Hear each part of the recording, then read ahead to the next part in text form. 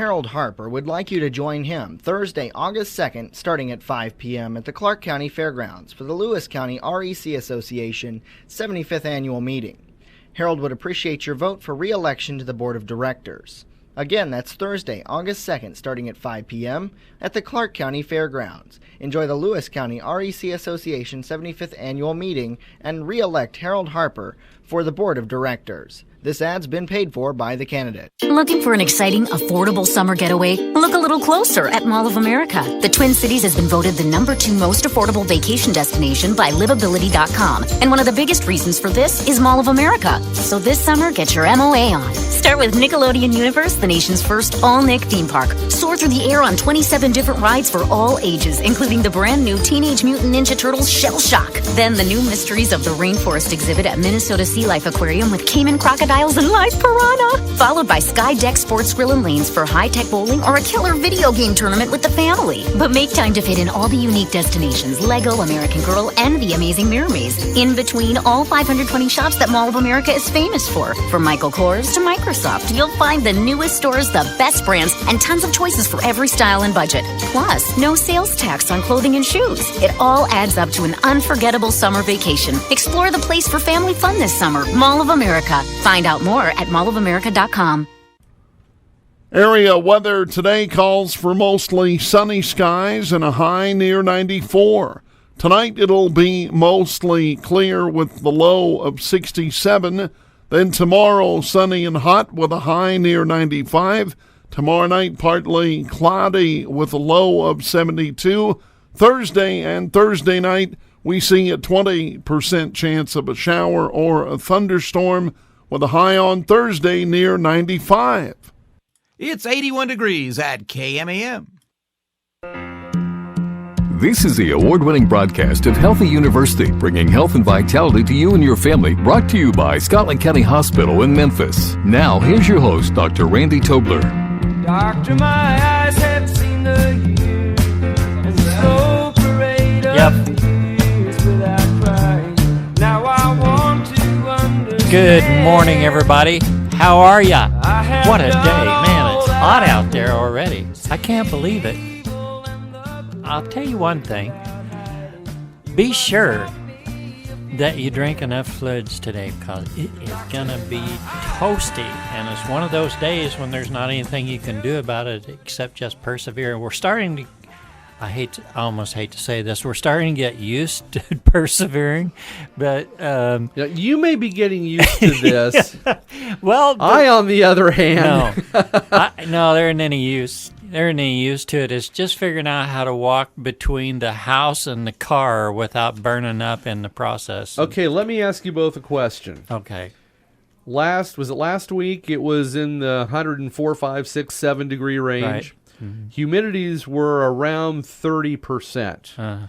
Now this week we've got temperatures about 10 degrees cooler, but humidities are in the 70+%. Right. Did anybody hang their clothes on the line yesterday? Ew. Well, which Trust me. is worse? I don't know, but your clothes did not get dry on the clothesline yesterday. And not today either. I'm saying that I'd trade them both in. Anything else? Dr. Tobler is on assignment in the Mideast this That's week. Right. This is Dr. Mark Denny filling in for Dr. Tobler with Dr. Bud Wilson and Dr. Elisa Kiger. We're all doctors today of some kind or another. There's no copay, folks. No insurance. There's no written test at the end of the program. We've got some really interesting things to talk about today, and an interesting subject that kind of has to do with school. Dare I say it? What is this? What's up on my computer screen here? Yes. School will be beginning here before too much longer. What's the dates? The Scotland County schools are the 16th. Okay. I think we go half a day maybe on the 16th. I haven't looked at that entirely. And I'm not for sure about Schuyler, Knox, Clark, but I know that everybody is pretty close to that day. Yeah, somewhere they're in usually there. pretty Kirksville's, close I believe, together. the 15th.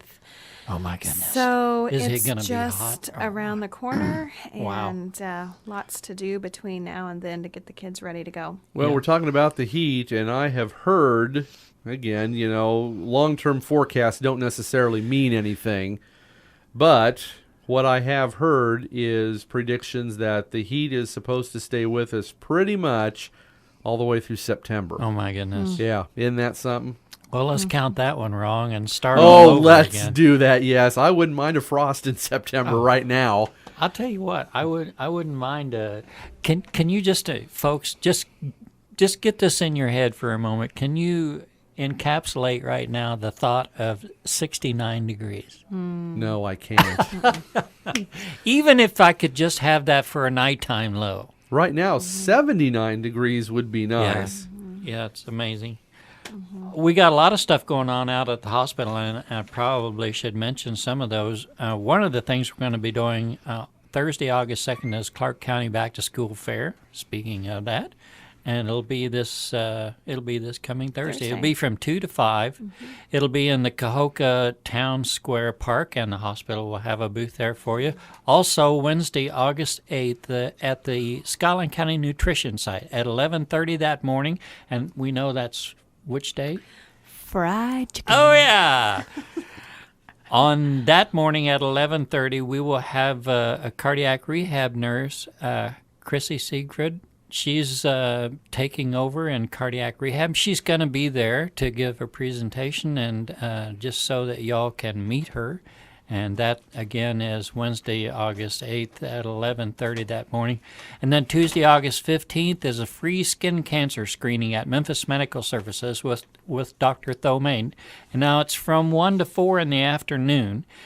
And the appointment takes probably about 15 minutes. And it is a free skin screening exam, but folks, you do have to make an appointment for your free exam. So please call Memphis Medical Services at 660-465-2828 and get a free appointment for a skin cancer screening, which will take place Wednesday, August 15th. And Thursday, August 16th, Dr. Tobler's wife, Helene, who is a PhD herself, will be the guest speaker at a Diabetes and Obesity Center support group at 12 noon at the Scotland County Hospital Conference Library. And if you don't know where that is, it's connected. It's the building that's connected to Memphis Medical Services. Bring your own lunch, but this is a topic that I would like to know more about. I think I'll just go and sit in and what do you call that? Not monitor. You're going to audit. Audit. Audit a class. I'm going to audit this class. It's how to make healthy food taste good. Now, this ought to be something. I'm thinking donuts and cinnamon rolls aren't on I that list. do of not healthy believe food. that is Probably not on possible. that list. Well, I do not Add believe that's bacon, possible. cream, and salt to every healthy food, and it tastes good. if you anybody go. would be able to do it, it would be Helene, she could. Yeah. And then Thursday, August 23rd through the 25th is a Scotland County Antique Fair. The hospital and auxiliary ladies exhibit's going to be on the east side of the courthouse yard there, and it'll be a quilt with tickets that are for sale that are $1 for one or $5 for six. Does that constitute a good deal? You betcha. $5 for six. You bet. It's a beautiful quilt that the ladies have done this year, and they always make a really good And profit off don't that. they always show it? Isn't it? Don't they always have it is. there so we you can see what you're? Mariana Troutman has it displayed right now around different businesses around town. So I've okay. noticed walking the square, there are some different quilts in the different display windows around the square. And dare I forget Megan Weber? Saturday, August 25th, which is the actual parade day at the Antique Fair, is also the morning that we have the 5K or 1.5 mile run walk. Buddy, are you running or are you walking? I am definitely. I have to be there in a official capacity. So you're telling me you're not running or walking? Is that what you're trying to tell me? Yeah, pretty much, yeah. Can I ride my bike? Oh yeah, yeah. sure. In fact, there's a one of the prizes is for. Is it a... No, that's a children's prize Oh. for a non-moving. no. Yeah, I can't. Self-propelled. Self-propelled. Anyway, So I could ride my bike. yes, you could. Wow. Anyway, this is the fun run that's sponsored by Scotland County Hospital. I'll get this out in a minute. The registration for it If you're going to do it that day, it starts at 7 that morning, and then the run walk itself starts at 8.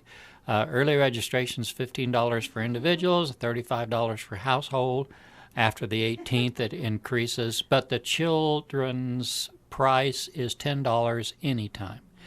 Also, Thursday, September 6th. Man, there's a lot of stuff on here. A bunch of stuff, yep. Downing Appreciation Days. The hospital will have an exhibit there at the free beef barbecue. That will be Thursday, September 6th. And then Saturday, September 22nd, Clark County Old Settlers Day Hospital exhibit at the Cahokia Town Square Park from 8 to 3. And also, I do need to mention that we do have a couple of openings right now at the hospital. One is for physical therapy assistant, and the other is for a registered nurse, I believe, on the night shift. But if you'd like to see those, you can go to www.scotlandcountyhospital.com and click on Career Paths, and you can see everything that's on there that we got going on. And there's usually always something on there in the Help Wanted category. Well, you just waded through quite a list there. Wow. Yeah. It gets busy, doesn't it, though? Once you get close to the start of the school year and then into the fall everything season. Everything goes crazy. Yeah. It's just like, you know what, I think August and September are a lot like May. They're just like, whoosh. Oh, yeah. And it's they just gone. disappear. You can't. And then you're planning for the holidays before you know it. Yeah, it's crazy, but it goes. Yeah. Rumor has it we're going to plan for an open house sometime this fall. I did want to mention that too. Now, this is what I heard, folks. So this will give you a context as to where we are. Open house.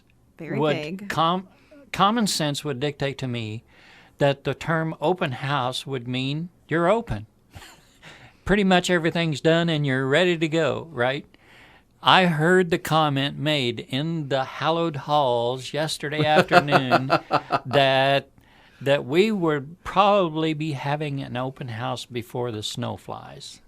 Now, I don't think we have to worry about snow flying anytime soon. So, and again, long-range weather predictions taken for what they're worth. There may not be much snow flying this winter. I think the maintenance department would be really happy to have as many days as possible to finish up they would. all of their priority projects. Where is everything with the hospital right now? When we're talking about this open house, does that signal the fact that this whole project is completely finished? I tell you what, we have had this conversation for about 5 days now, and with maintenance, administration, the contractor, and there will only be what we believe one small area that probably we just will not. There's about 4 areas the maintenance department needs to complete. We sort of put 3 as high priority. The 4th one, I just don't know, but for the most part, everything should be pretty well open so the public can see if they were to be a patient, where they would come in and sit for registration, where they'd come in, and if they were a radiology patient, all of those things, which right now everybody that's a hospital, that's coming into the hospital for any outpatient service, whether that's radiology, lab, dietary, cardiac rehab, any of those things, are to come in the south entrance. That's the long and short of it. Right. If you want to visit a patient, come in the north entrance off Ziegler Avenue. There's the entrance that parallels the nursing home. But all rumors, all reports say that sometime before snow flies, Buddy is vaguely, yes, we're keeping it vague, we are going to have, poor maintenance is going to try and have it all together. Pictures hung on the wall, all the finishing touches on the floor. Leon Buford is scrub-dubbing and waxing, yeah. wax on, wax off. So he Yes, he is on top of that. So we are really excited to showcase your community's hospital. So that will complete a project that began when? July 10 is when the week of 4th of July is when first dirt started moving. Now, I'm not going to say construction started. I'm not going to say bricks and mortar went up, but dirt started moving July, the week before 4th of July, 2010. 2010, okay. So it's been quite a process, and I've been out there from time to time, and I've seen you guys have to work around things. Plastic here, maybe a makeshift office here, or a computer set up in the hallway here, and that gets old after a while. On the shelf in my office are a pair of earplugs, which from time to time I had to put on while I was in my office in order to be able to think. But that's pretty much, dare I say it, gone. So you don't like saws and jackhammers and all that good stuff there? Mm-hmm. Yeah, I can't say that I blame you much. Folks, we are going to have a guest on here just a minute, hopefully. Her name is Deborah Altschuler, and she is with the National Pediculosis Association, NPA. And if you don't know what that is, stay with us for a little while. We'll talk to you about that. We'll talk to you about the fact that she is a mother and an advocate for children. So hang with us. And the number is 1-800-748-7875 and 660-465-7225. In the middle of nowhere, they've never drove through Indiana. Bit the man who plowed that earth, planted that seed, busted his ass for you and me. You're called a harvest moon in Kansas, and they'd understand why God made those flyover states. Are you a teenager in a relationship? Are you making wise choices? Every choice you make has consequences for good or for bad and will impact your future. Others may tell you to just use protection, but what about emotional and spiritual protection for your heart? Abstinence means waiting for marriage. Abstinence protects against pregnancy, life-threatening diseases, and abstinence protects your heart from being broken. If you would like more information about abstinence, call Memphis Area Pregnancy Care Center at 660-465-7179. My name's Tyler, and in 9 years, I'll be an alcoholic. I'll start drinking in middle school, just at parties. But my parents won't start talking to me about it till high school. Kids who drink before age 15 are 5 times more likely to have alcohol problems when they're adults. The thing is, my parents won't even see it coming. So start talking before they start drinking. To learn more, go to stopalcoholabuse.gov. Brought to you by the U.S. Department of Health and Human Services, the Ad Council, and this station. Corn is one of our most versatile crops, and its official name is maize. Fitting because corn is so amazing. It has over 4,000 uses, including feeding you, your animals. Right, and your car, we know. You want to see amazing? Check out a corn maze. Just head to the state fair to see Iowa Corn Growers Association's mini corn maze. Yep, August 17th. You won't be disappointed. You'll be amazed. We got it, but seriously, it's a corn maze. Get there August 17th.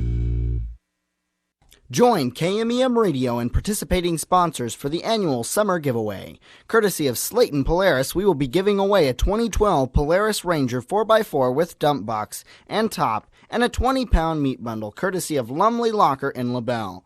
Sign up at one of the participating sponsors: Cook's Men's Store, Hopkins Lumber, Payne Funeral Chapel in Memphis, the Blue Room in Edina, or Walker Mobile Homes in Kirksville. One lucky winner will be drawn August 25th at the Scotland County Antique Fair after the parade. Winner must be present to win.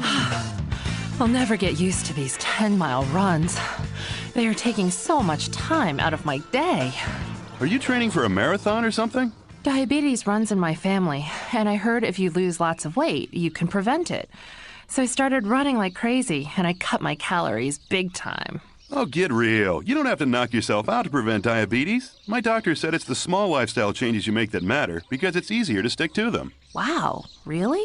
It worked for me. 6 months ago, I started walking a lot and I stopped eating the fried stuff. I've lost 10 pounds. My doctor said I'm doing great. I'll have to ask my doctor about this. I'd love to get my life back.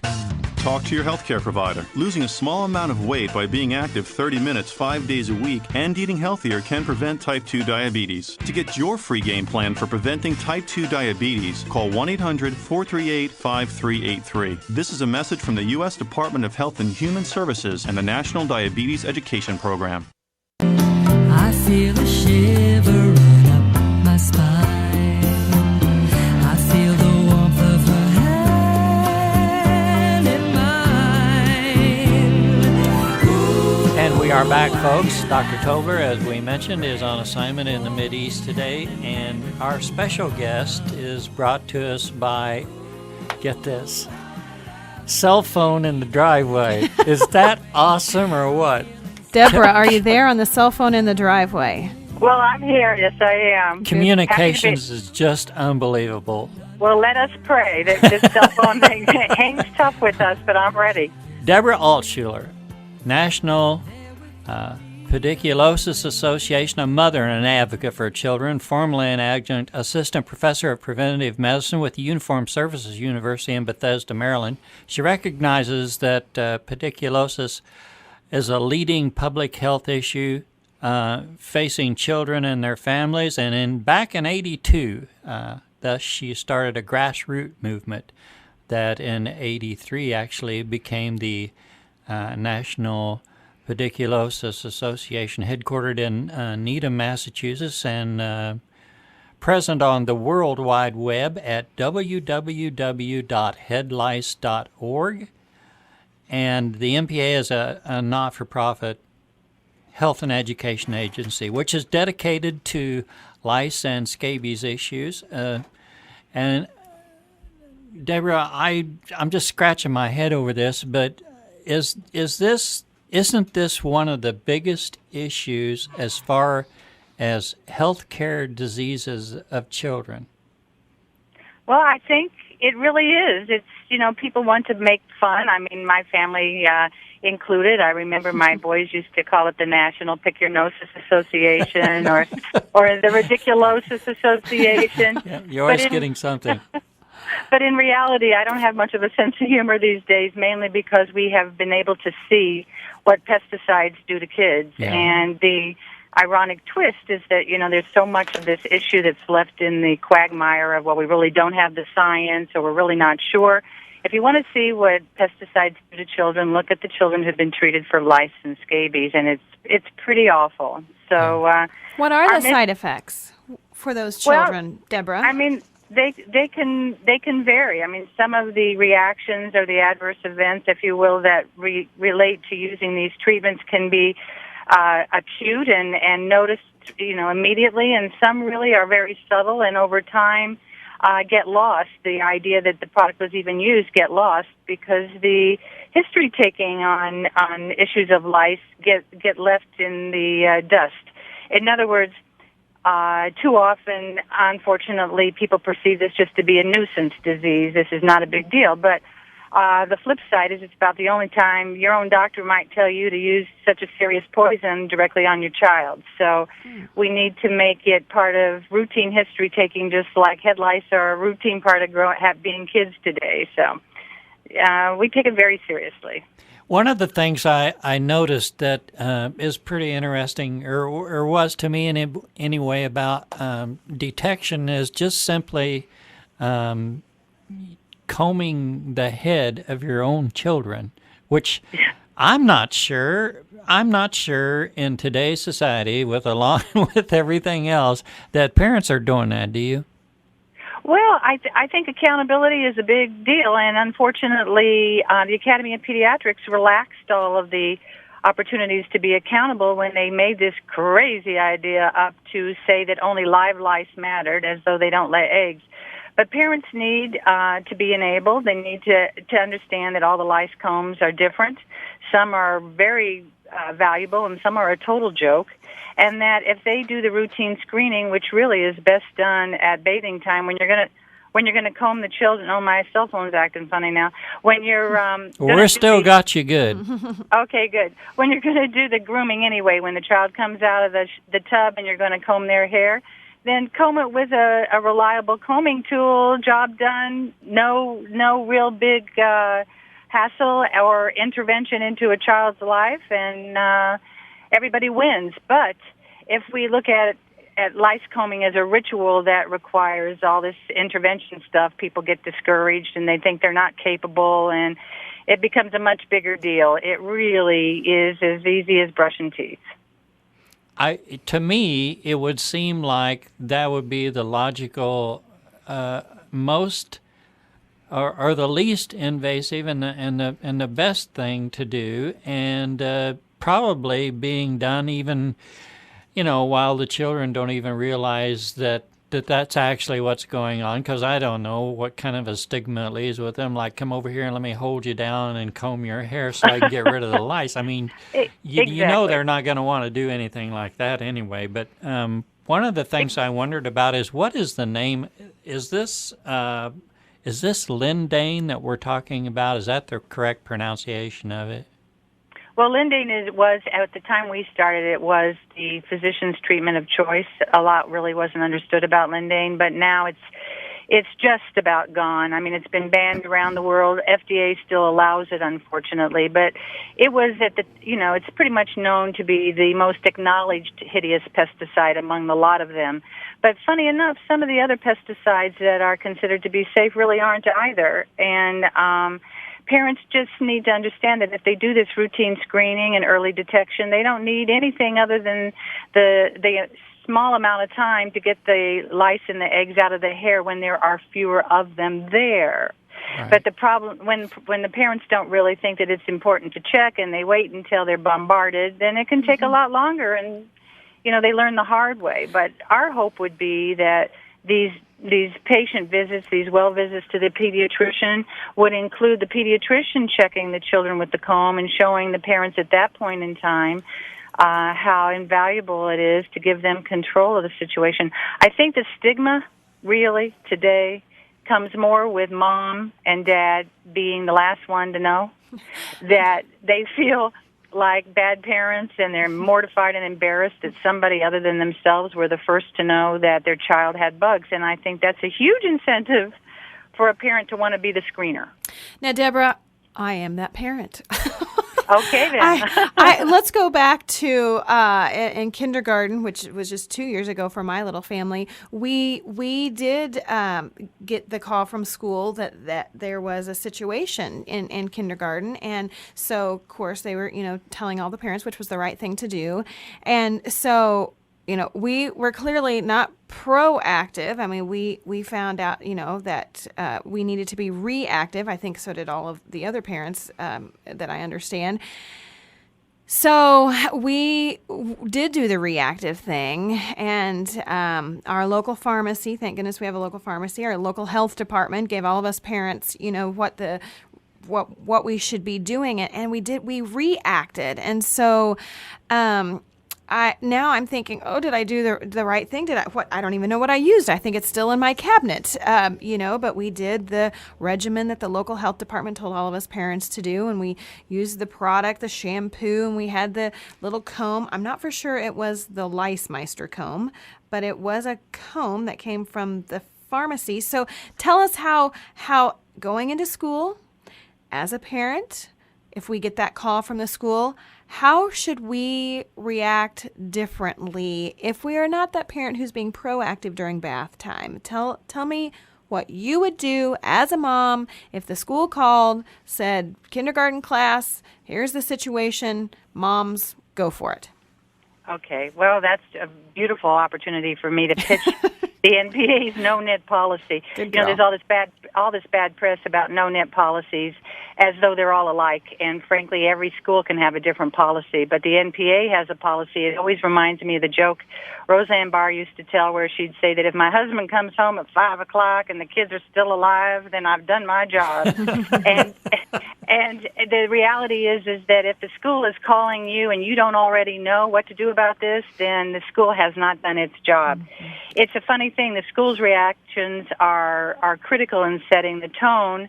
And I shouldn't just say school, the child care facilities, wherever kids gather, that before head lice ever happen or there isn't an outbreak, everyone should have an action plan in advance so that, A, they can be doing the screening and the reporting, but B, that they are well informed without a panicked sense of mind on what to avoid, and to be sure that they do know what they were using before they use it. So this is really what we preach, is that, in advance of outbreaks, the community, we do back to school as the opportunity that every parent be informed. This is what a head louse looks like. This is what an egg looks like. This is a comb that will work. This is what you need to do regularly. And this is what you need to avoid. And then when the parent walks into the school principal's office, the school principal can feel assured that the school has done the best they can in an imperfect situation. And it is an imperfect situation, but if the opportunity to inform and advance is lost, then there's a lot of room for improvement. We get a lot of opportunities in one way or another to help our children, and I do know that the school system here and the health department with Margaret Curry and Laura Jack are really on top of this program every year, and I know those things are going to happen every year no matter if you trade ball caps or not. Right. Deborah, can you stay with us for the next segment? Sure can. I'm happy to. Okay, I hope everything holds together in the parking lot there, and thanks for being with us. Everybody hang on, we'll be back in just a minute.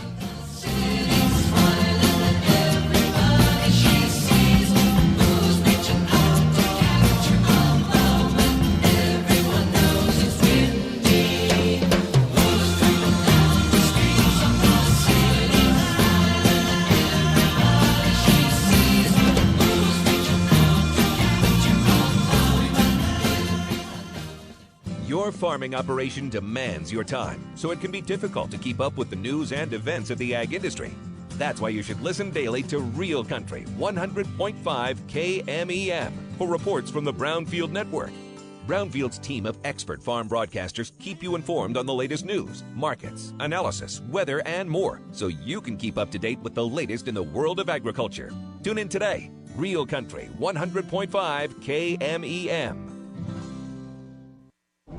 This is your captain speaking. If you look out the right side of the plane, you'll see a field of corn poking up through the clouds. How do you get corn to grow so tall?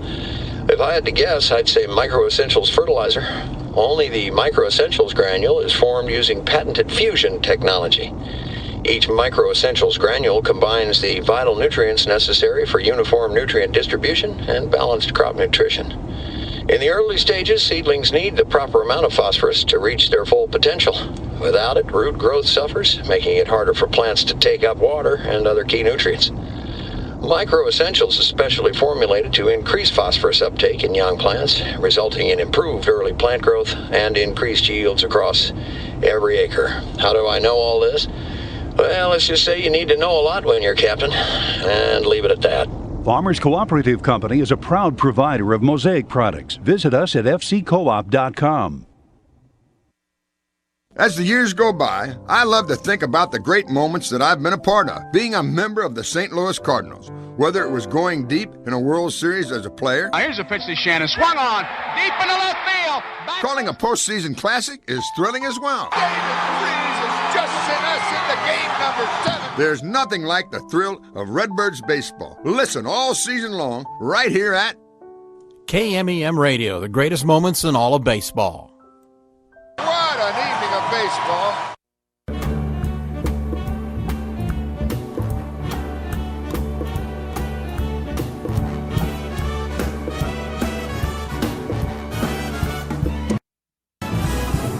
A foggy day in London town. Welcome back, everybody. Debbie Altshuler is with us, and she was a developer, one of the first national education campaigns that provided a non-chemical alternative for children, emphasizing the urgent need to protect those at greater risk because of, first of all, of existing illnesses such as cancer, brain tumors, epilepsy, asthma, and AIDS. And I did want to mention also, Deborah, that on the World Wide Web, the website is www.headlice.org. Gives a whole host of information. Great website. Yeah. There's a spot there for kids to Yeah. get on. Yeah, it's That's great, Deborah. pretty neat. I don't know who developed that, but you're on the ball with that. Well, I'm glad you like it. Actually, it's the kids section is good for parents too because it's pretty direct and to the point. And the children are very cool about this. It's just the mindset that gets perpetrated in a lot of the product marketing that gets in the way of people just hunkering down and doing the right thing here.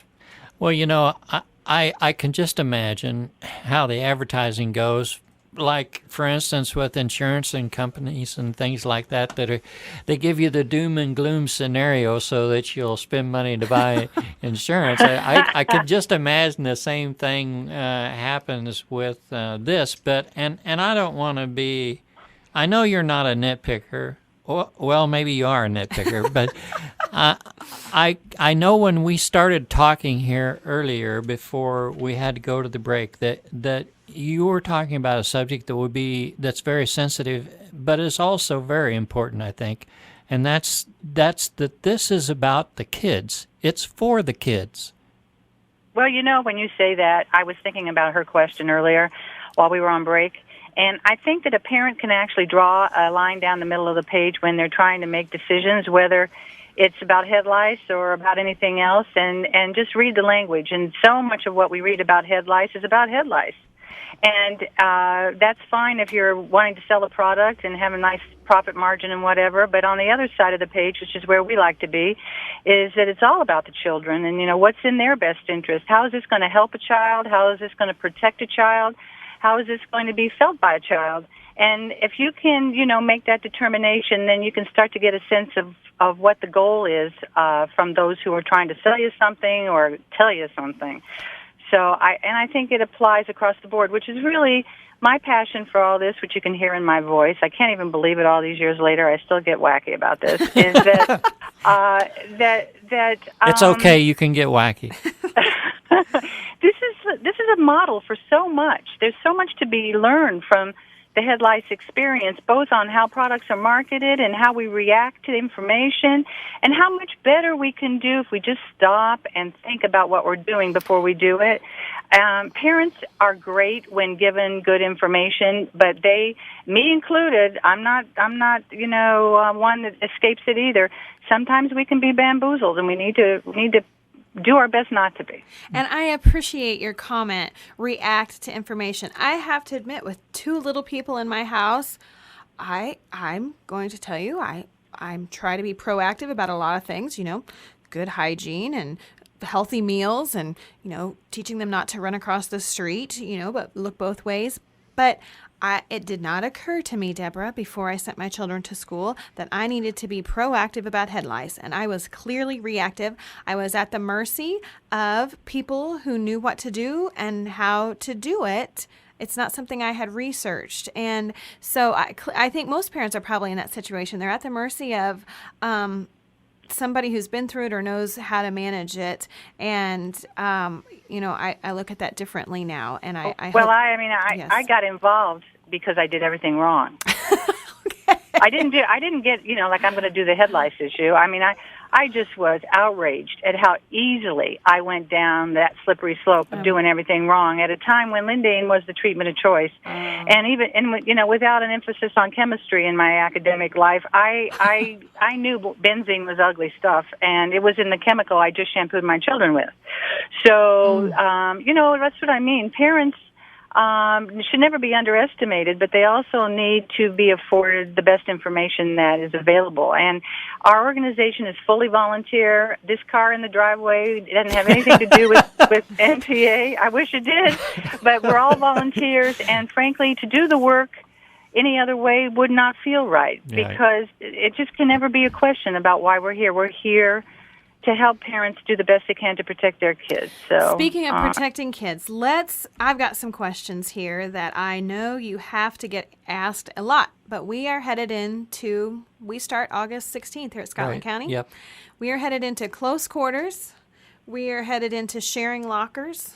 We are headed into sharing ball helmets. Well, I guess baseball season, not necessarily, unless they do some fall practicing, but we do football helmets. So we are headed into, let's just face it, back to school. And I want to know some of the things, can we as coaches and observers of our children, how can we catch head lice? Is it cars, pillows, furniture, pools, ponds, lakes, headphones, helmets? Tell me where we are most susceptible to this outbreak. Okay, well, let's get to basics here. Head lice are human parasites. They are not environmental pests. And going back to the routine screening and the early detection, if every parent would just be sure that they were sending their child into the group without lice and nits. Very good. Then enormous strides could be made. This is about empowering and being accountable and taking responsibility rather than trying to fit the toothpaste back in the tube. As far as where you can get them from, the likelihood of transmission really comes from one child to another child.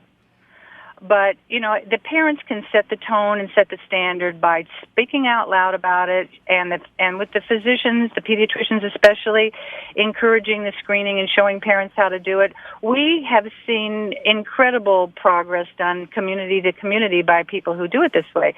The problem emerges when it becomes more profit-driven and more industry-driven in terms of the information, and people lose their confidence in themselves. I mean, I speak to a lot of weepy mommies who just need someone to say, "Come on, you're the woman that carried this baby for 9 months and delivered it. You can do this." Very good. I have to admit that I did play around on your website just a little bit. I'm going to change gears here. We are on the children's section of your website. How creative. Okay. Hair Force One. That's a good one. That is a great game. Head games that you've got. I think that I am going to tell the school nurse about this. This is a great little learning adventure here on your website, and might be quite beneficial to take away the stigma that you're talking about. I think it's a great idea, and one that we really haven't promoted the way we should. I think that is a non-threatening part of our website. It is. Not that the rest that you could have on your school newsletter, website, or whatever, just to be there as a reminder, and also to afford the families a safe place to go, because it is hard to figure out who's who sometimes, and I think that's a great idea. Now, maybe when we come back from break, we need to pay the bills a time or two more, but I noticed also in some of your literature, Deborah, scabies is on your list. Okay. Can we talk about that when we come back? Absolutely. Thanks, Deborah. Hold on. Hold that cell phone up in the air. Make sure you're getting good reception outside your vehicle, okay? Okay, thank you. Stay with us, folks. 1-800-748-7875 and 660-465-7225.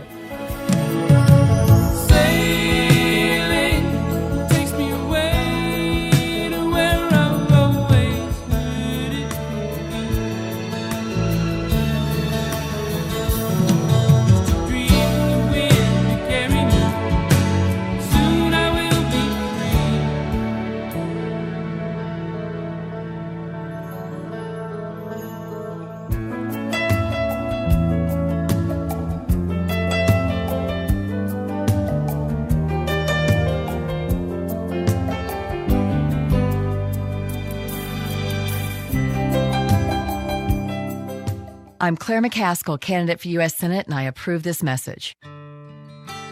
Todd Akin calls himself the true conservative, but is he too conservative?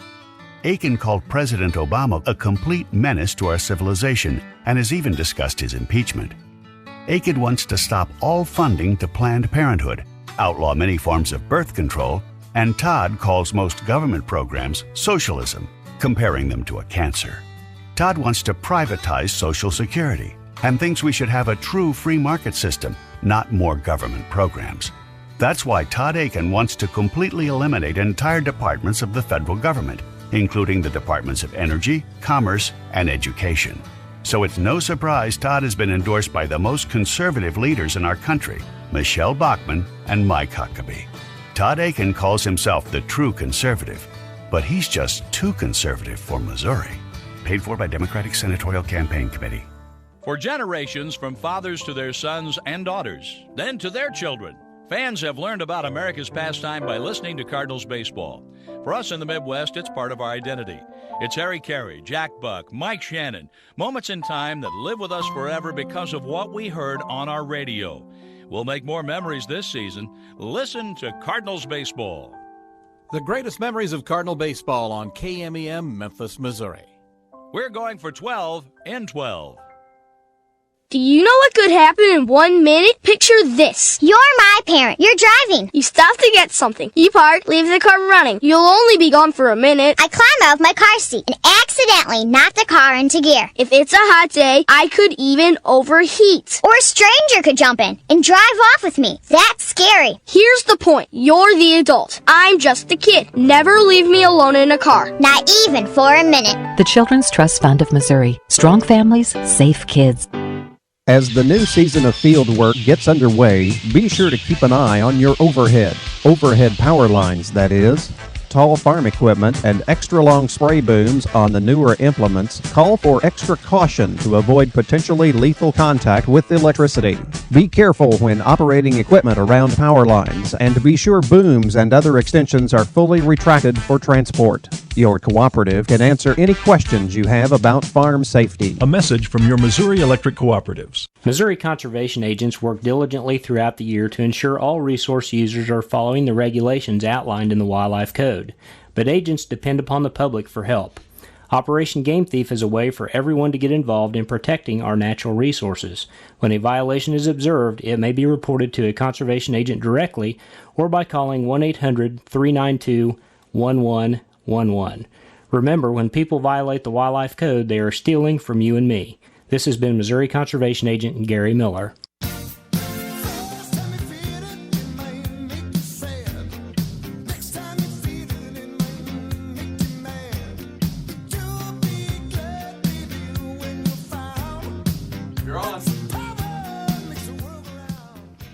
So, Deborah, what's going on in your driveway?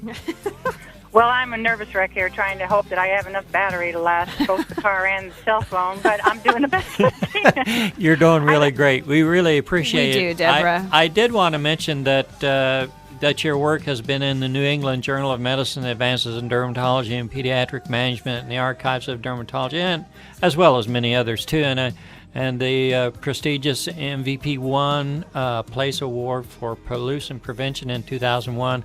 That's right. Can I say? I appreciate that. Can I say one thing about that pollution prevention award? Yeah. It's like one of the proudest moments of my career, anyway, because people don't understand that aside from the obvious risks that were not so obvious, but the risks that come with applying pesticides to children, we have to understand that they go down the drain and they pollute. And they pollute when they're manufactured, and they pollute when they're flushed down the drain and end up in our water supply. And so that award was just a real validation of the magnitude of this issue and the importance to find safer ways to go about taking care of it. Deborah, you are so wise. We are just so pleased you're giving us your time this morning. And well, thank you. It spearheaded a worldwide effort, and I think that's phenomenal and really important too in the way that things have gone in the last half a decade or so.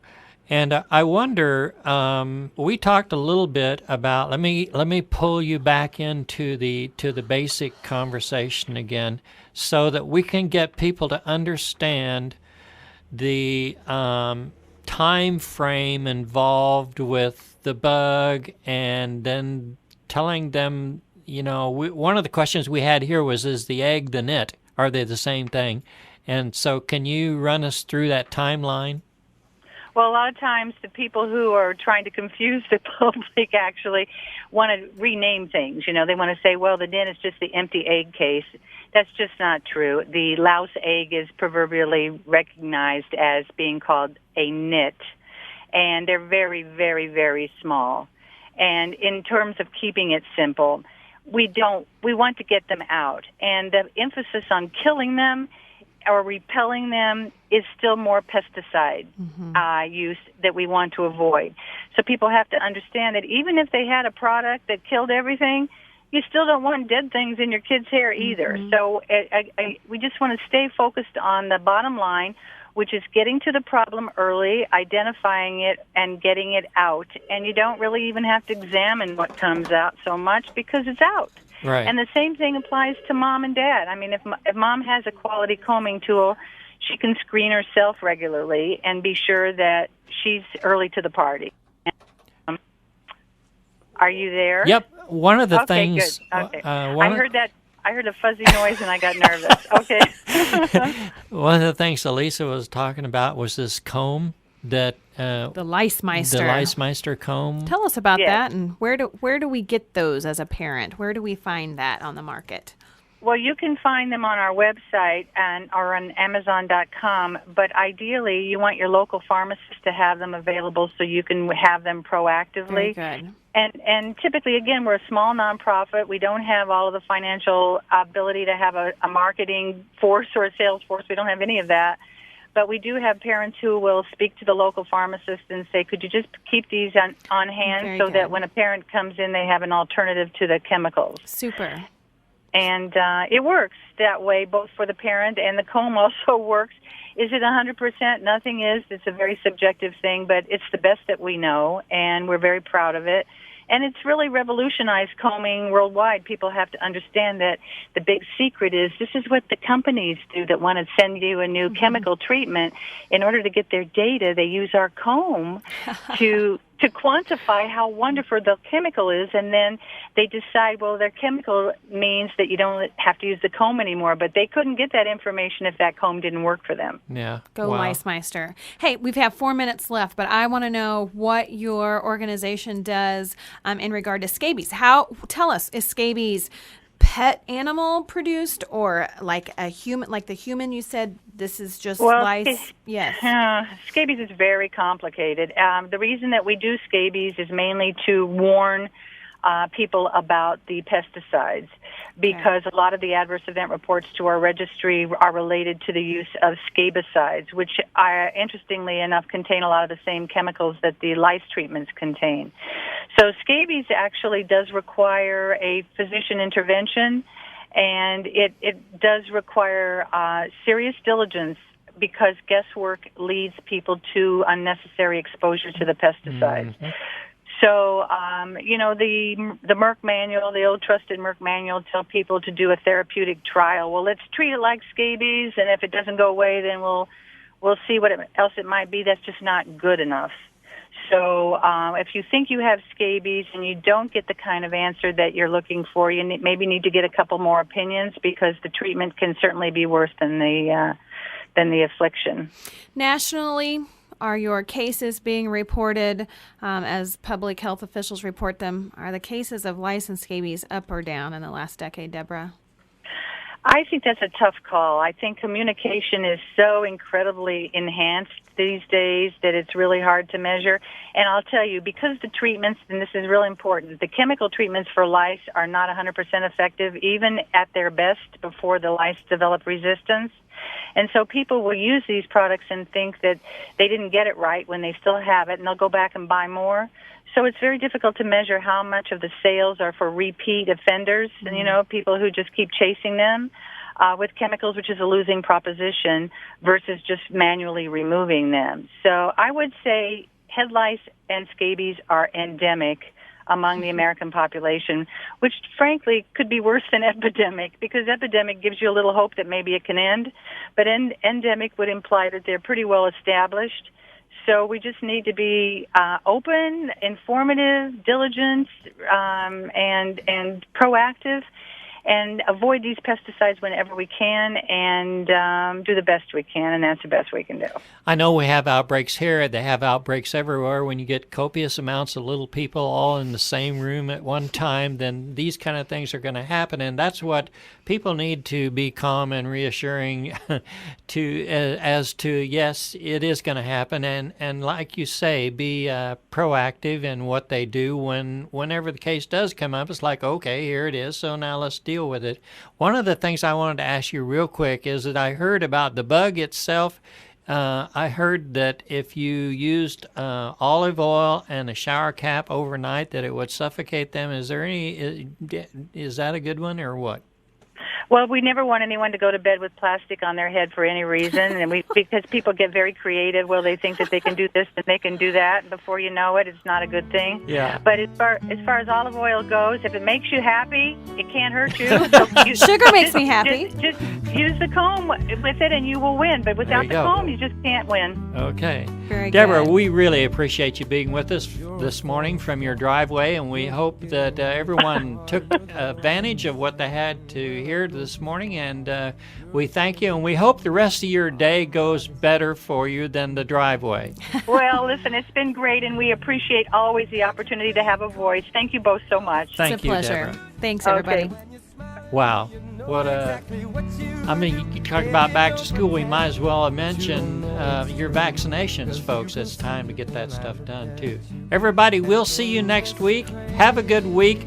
Stay cool. I don't care how you do it or what you use, but just stay cool. You make me sing your every line, your every